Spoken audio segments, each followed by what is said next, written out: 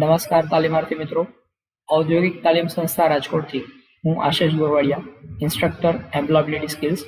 આજના સેશનમાં આપ સૌનું હાર્દિક સ્વાગત કરું છું. મિત્રો, આપણે લોકો શીખી રહ્યા છીએ સેમેસ્ટર 2માં ટોપિક 7.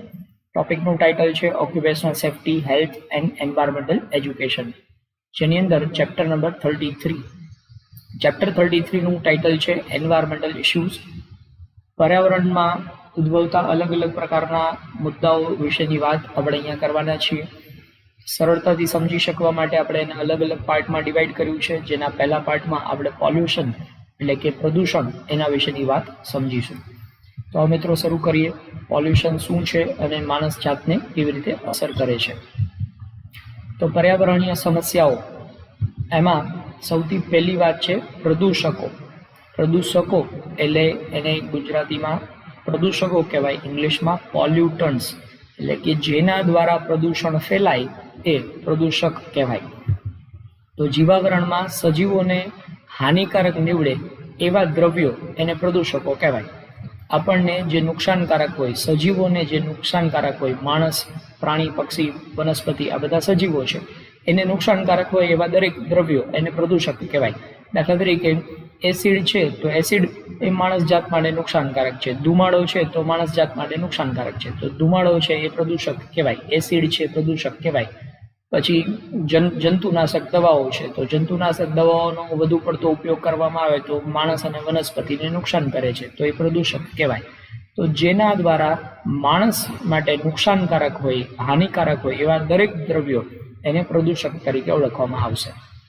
પ્રદૂષકના ભૌતિક સ્વરૂપના આધારે તેમને ઘન પ્રદૂષક, પ્રવાહી પ્રદૂષક, વાયુ પ્રદૂષક, રજકણના સ્વરૂપના પ્રદૂષકો, કિરણોત્સર્ગના સ્વરૂપના પ્રદૂષકો અને ઘોંઘાટ એ પણ એક પ્રદૂષક તરીકે ઓળખવામાં આવે છે. ત્યારબાદ છે પ્રદૂષણ. તો આ પ્રદૂષક દ્વારા જે કંઈ પણ ઘટના બની એને કહેવાય પ્રદૂષણ, ઇંગ્લિશમાં એને કહેવાય પોલ્યુશન. તો પ્રદૂષકો દ્વારા હવા, પાણી, જમીન કે ભૂમિમાં કરવામાં આવતા કે થતા કોઈ પણ ભૌતિક, રાસાયણિક કે જૈવિક અનિચ્છનીય ફેરફારોને પ્રદૂષણ કહેવાય છે. પ્રદૂષણ ફેલાવવું એ માણસની ઈચ્છા નહોતી, અનિચ્છનીય છે. માણસની ઈચ્છા તો એવી હતી કે આપણે ઉદ્યોગની સ્થાપના કરીએ, પણ ઉદ્યોગની સ્થાપના કરી એને કારણે આ ધુમાડો નીકળ્યો. ધુમાડો નીકળે ને એને કારણે હવાનો બગાડ થાય, એ માણસની ઈચ્છા નહોતી, એ તો અનિચ્છાએ થઈ ગયો. તો આવી અનિચ્છાએ થતી જે કંઈ પણ પ્રવૃત્તિઓ છે એ ભૌતિક હોઈ શકે, રાસાયણિક હોઈ શકે કે જૈવિક ફેરફાર હોઈ શકે. આવા ભૌતિક, રાસાયણિક કે જૈવિક ફેરફારો એને કારણે જે અસર ઊભી થઈ, આ અસરને પ્રદૂષણ તરીકે ઓળખવામાં આવે છે.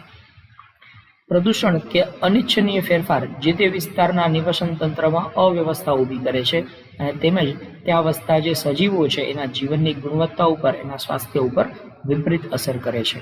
તો જે જગ્યાએ પ્રદૂષણ ઉત્પન્ન થશે એ જગ્યાએ વસતા જે લોકો છે, એ જગ્યાએ વસતા પ્રાણી, પક્ષીઓ છે, એ જગ્યાની વનસ્પતિ છે, એના જીવન ઉપર આ નકારાત્મક અસર ઊભી કરે છે. તો પોલ્યુશન વિશે આગળ વાત કરીએ તો પ્રદૂષણને આપણે મુખ્ય બે ભાગમાં વહેંચી શકીએ. ભૌતિક પ્રદૂષણ, જેમાં જળ પ્રદૂષણ, વાયુ પ્રદૂષણ અને ભૂમિય પ્રદૂષણ એટલે કે જમીનનું પ્રદૂષણ.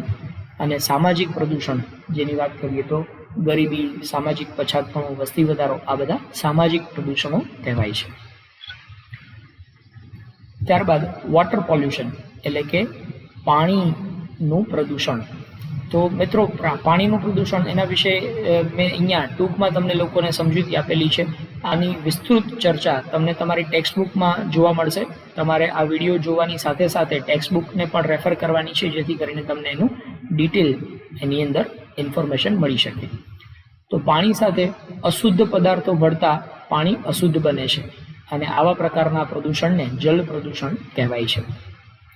જળ પ્રદૂષકો પાણીમાં ભળી આખરે નદીના પાણી સાથે દરિયામાં જતા દરિયાઈ પાણીમાં પણ પ્રદૂષણ પેદા કરે છે, જેથી દરિયાઈ જીવો પર પણ આની નકારાત્મક અસર જોવા મળે છે.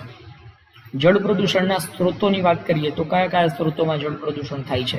તો અંડરગ્રાઉન્ડ કોલસાની ખાણો હોય, જોખમી રસાયણો, જંતુનાશક દવાઓ, ઔદ્યોગિક કચરો, શહેરની ગટરના પાણી છે એ નદીમાં વહાવવામાં આવે, ઘરગથ્થુ કચરો છે, ક્લોરિનેટેડ હાઇડ્રોકાર્બન, અશ્મિગત બળતણો છે, રંગો વગેરેનો નિકાલ છે એ પાણીમાં કરવામાં આવે અને આ બધી જ વસ્તુઓ પાણીમાં ઠાલવવામાં આવે એને કારણે પાણીનું પ્રદૂષણ ફેલાતું હોય છે.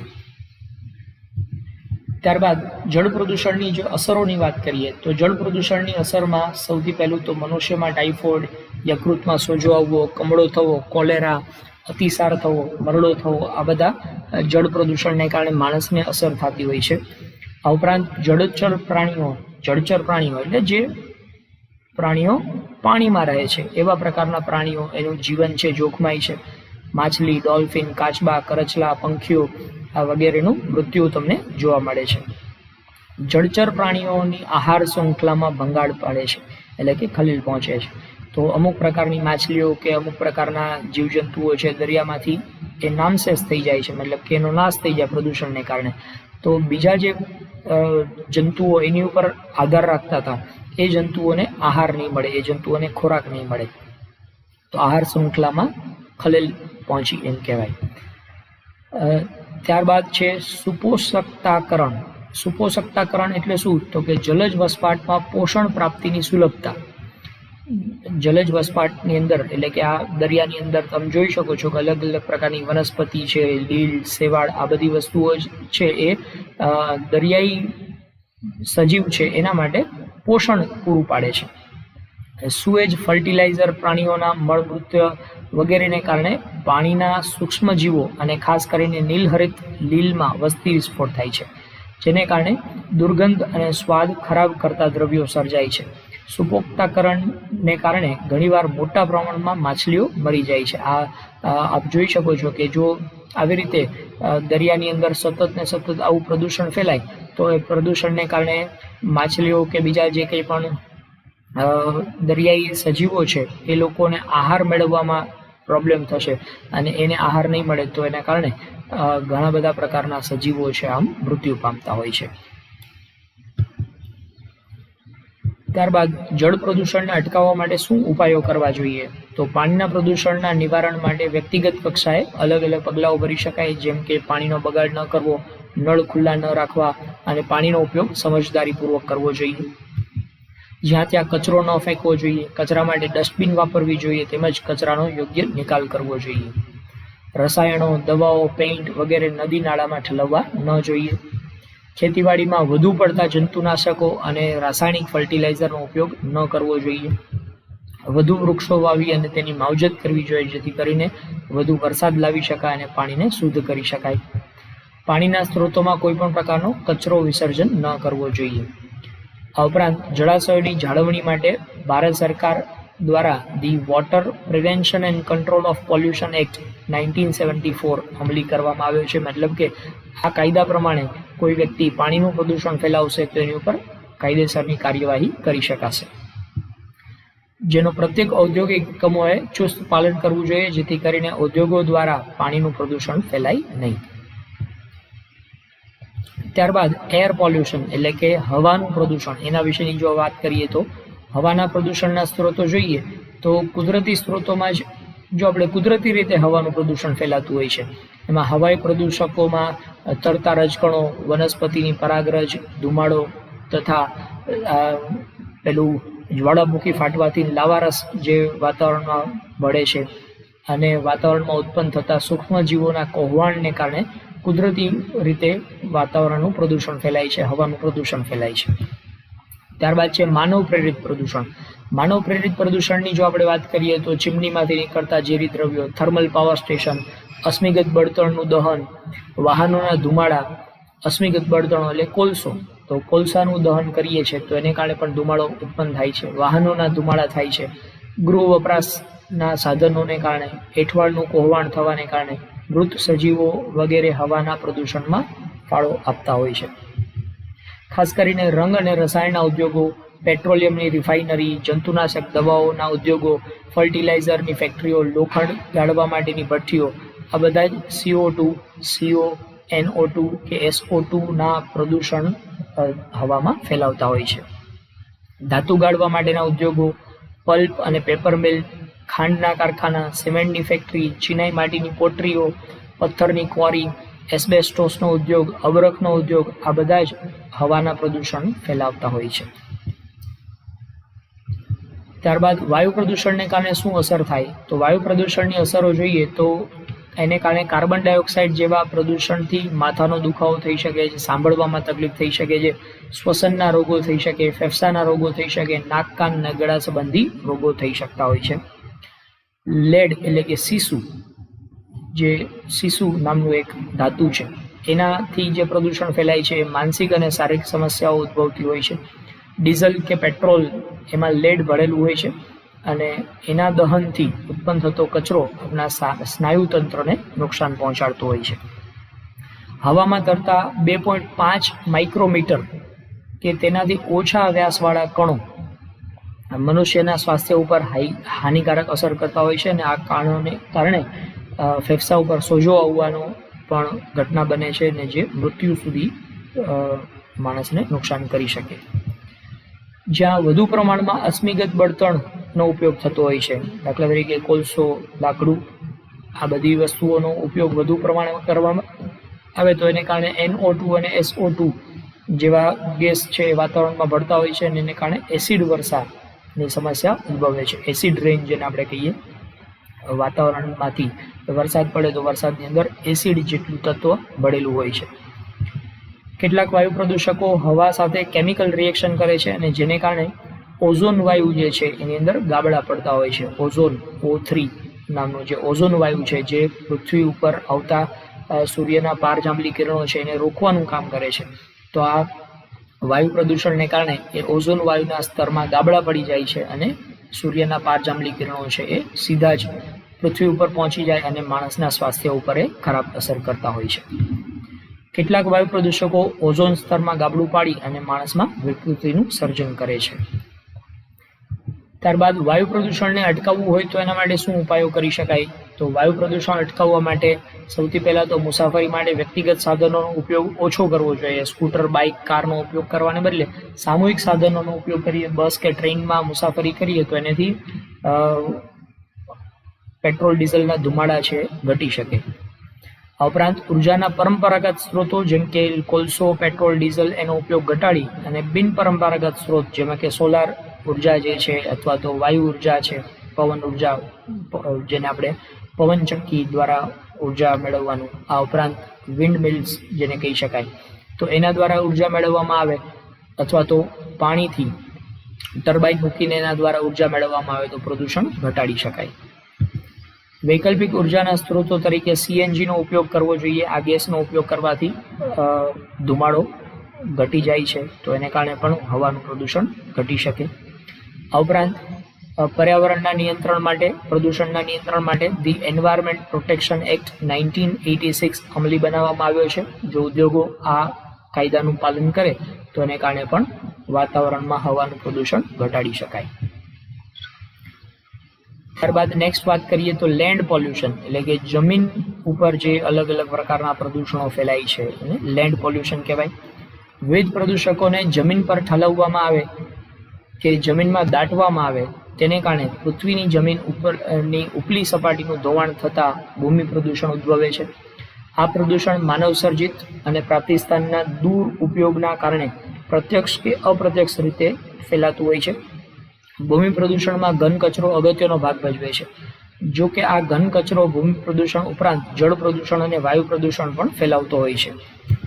તો ઘન કચરો એટલે ઘર, વ્યાપાર, ઉદ્યોગોમાં દરરોજ નકામો જે માલ સામાનનો નિકાલ કરવામાં આવે છે જે પર્યાવરણને ખૂબ જ નુકસાન પહોંચાડે છે, આ પ્રકારના માલ સામાનને ઘન કચરો કહેવાય છે. ઘર વપરાશમાં ઘન કચરાને સામાન્ય રીતે એઠવાડ એટલે કે ગાર્બેજના સ્વરૂપમાં ફેંકી દેવામાં આવતું હોય છે પૃથ્વી ઉપર. ત્યારબાદ જૈવિક વિઘટનીય કચરો જેને બાયોડિગ્રેડેબલ વેસ્ટ તરીકે ઓળખવામાં આવે. જે કચરો બેક્ટેરિયા, જંતુઓ જેવા સૂક્ષ્મ જીવો દ્વારા વિઘટન પામી જાય આ પ્રકારનો કચરો એને બાયોડિગ્રેડેબલ તરીકે ઓળખવામાં આવે. જેની અંદર સૂક્ષ્મ જીવો એટલે કે જીવજંતુઓ કે બેક્ટેરિયા એનું શોષણ કરી નાખે અને એને માટીના સ્વરૂપમાં પરિવર્તિત કરી દે તો એ જૈવિક વિઘટકીય કચરો તરીકે ઓળખવામાં આવે છે. દાખલા તરીકે ખોરાક અને રસોડાનો કચરો, પ્રાણીઓના છાણ, મળમૂત્ર, પ્રાણીઓના ચામડા, હાડકાં, લીલો કચરો, કૃષિ કચરો આ રીપ્રોસેસ થઈ શકે છે આ બધા પ્રકારના કચરાને બાયોડિગ્રેડેબલ તરીકે ઓળખવામાં આવે છે. ત્યારબાદ જૈવ અવિઘટકીય કચરો, મતલબ કે જેની અંદર આ પ્રકારની સૂક્ષ્મજીવો દ્વારા પ્રક્રિયા કરી અને એનું વિઘટન નથી થઈ શકતું, મતલબ કે એને સેડવી શકાતું નથી, એવા પ્રકારનું એ જૈવ અવિઘટકીય કચરો કહેવાય. દાખલા તરીકે આ પ્રકારનો કચરો છે વિઘટન પામતો નથી. દાખલા તરીકે ડીડીટી છે, પ્લાસ્ટિક, પોલિથીન બેગ, જંતુનાશકો, કીટનાશકો, સીસુ, મર્ક્યુરી, આર્સેનિક, એલ્યુમિનિયમ, આ બધા પ્રકારની ધાતુઓ છે, કાચના સાધનો, ચાંદીની વરખ, સિન્થેટિક ફાઇબર, આ બધો કચરો છે એ વર્ષો સુધી જેમનો તેમ પડ્યો રહે છે અને એની અંદર જંતુ કે બેક્ટેરિયા, જીવજંતુઓ ઉત્પન્ન થઈને એનું વિઘટન કરતા નથી, મતલબ કે એનો નાશ કરતા નથી. તો આવા પ્રકારના કચરાને જૈવ અવિઘટકીય કચરો એટલે કે નોન ડિગ્રેડેબલ તરીકે ઓળખવામાં આવે છે. ત્યારબાદ રિસાયકલેબલ કચરો. રિસાયકલેબલ એટલે કે જેનું ફરીથી પાછું નિર્માણ થઈ શકે, જેનું ફરીથી પાછું તમે રચના કરી શકો, એવા પ્રકારની વસ્તુઓ રિસાયકલેબલ કહેવાય છે. તો જે કચરાને ક્રશ કરીને, ગાળીને, ઓગાળીને, રૂપાંતરિત કરીને ફરીથી ઉપયોગમાં લઈ શકાય, આવા પ્રકારના જે કચરા છે એને રિસાયકલેબલ કહેવાય. દાખલા તરીકે અમુક પ્રકારનું પ્લાસ્ટિક છે, પેપર, કાચ, ધાતુ અલગ અલગ પ્રકારની છે, એને ગાળીને, ઓગાળીને ફરીથી પાછી આપણે ઉપયોગમાં લઈ શકીએ, તો એ રિસાયકલેબલ કહેવાય. ત્યારબાદ છે નિષ્ક્રિય કચરો એટલે કે ઇનર્ટ વેસ્ટ. વાતાવરણ સાથે ખૂબ જ અલ્પ માત્રામાં પ્રક્રિયા કરે આ પ્રકારનો કચરો છે એને નિષ્ક્રિય કચરો કહેવાય. દાખલા તરીકે સિમેન્ટ, કોન્ક્રીટ, ધૂળ, બાંધકામનો જે કચરો છે, મોટા પથ્થરો, કાટમાળ, એ વાતાવરણને કંઈ નુકસાન પહોંચાડતા નથી, વાતાવરણ સાથે કોઈ પ્રક્રિયા કરતા નથી, પરંતુ એ કચરાના સ્વરૂપે પડ્યા રહે છે. તો આ પ્રકારનો કચરો છે એને નિષ્ક્રિય કચરો એટલે કે ઇનર્ટ વેસ્ટ તરીકે ઓળખવામાં આવે છે. ત્યારબાદ સંયુક્ત કચરો, કમ્બાઇન્ડ વેસ્ટ. તો કપડાનો કચરો, રમકડાનું નકામું પ્લાસ્ટિક વગેરે એ સંયુક્ત કચરો છે. ત્યારબાદ ઝેરી કચરો એટલે કે ટોક્સિક વેસ્ટ. રંગ રસાયણ, પેસ્ટિસાઇડ્સ, હોસ્પિટલનો કચરો, અમુક પ્રકારના ઉદ્યોગો દ્વારા ફેલાવવામાં આવતો કચરો, જે ઝેરી દ્રવ્યો એની અંદર ઉત્પન્ન થતા હોય છે એને ટોક્સિક વેસ્ટ તરીકે ઓળખવામાં આવશે. ત્યારબાદ ઇલેક્ટ્રોનિક વેસ્ટ, ઇલેક્ટ્રોનિક કચરો. સમારકામ ન કરી શકાય તેવા પ્રકારના ઇલેક્ટ્રોનિક સાધનો, કમ્પ્યુટર, ટીવી વગેરે મોટાભાગનો ઈ કચરો જેને કહી શકાય. લાઇટના bulb, fluorescent bulb, CFL tube, switch socket, wire, આ બધા પ્રકારના ઇલેક્ટ્રોનિક કચરા તરીકે ઓળખવામાં આવે છે. વિકસિત દેશોમાં દાખલા તરીકે અમેરિકા, ઇંગ્લેન્ડ વગેરેમાં ઉત્પાદિત થતા 50%થી વધારે કચરો વિકાસશીલ દેશો એટલે કે ભારત, પાકિસ્તાનમાં ઠલવાય છે. મતલબ આ લોકો જે ઇલેક્ટ્રોનિક કચરાનું ઉત્પાદન કરે છે, કચરો ત્યાં કંઈ કામનું નથી, તો એ આપણા જેવા દેશને આપી દે છે. વિકાસશીલ દેશો ઈ કચરામાંથી રિસાયકલની પ્રક્રિયા કરીને તાંબુ, લોખંડ, સિલિકોન, ઝિંક, સીસુ, નિકલ, સિલ્વર, ગોલ્ડ વગેરે પ્રકારની ધાતુઓ મેળવી અને એનું રિસાયકલિંગની પ્રક્રિયા કરે છે. આ પ્રક્રિયા દરમિયાન કંઈ ઝેરી તત્વોનું ઉત્પન્ન થાય તો એ કામદાર માટે ગંભીર બીમારી પણ નોતરી શકે છે. ત્યારબાદ વિકરણીય કચરો જેને કહેવાય છે રેડિયો એક્ટિવ વેસ્ટ. વિકરણીય કચરો એટલે કે વિકરણીય પદાર્થો ધરાવતા જે કચરા છે જેને રેડિયો એક્ટિવ કચરો તરીકે ઓળખવામાં આવે છે. આ તમામ પ્રકારના કચરાઓમાં સૌથી વધારે જોખમી છે એવો રેડિયો એક્ટિવ વેસ્ટ છે. રેડિયો એક્ટિવ કચરો સામાન્ય રીતે ન્યુક્લિયર પાવર સ્ટેશન્સ દ્વારા ફેલાવવામાં આવતો હોય છે. ન્યુક્લિયર પાવર પ્રક્રિયા કરી અને એને કારણે જે પ્રદૂષણ ફેલાવવામાં આવે એ ન્યુક્લિયર વેસ્ટ છે.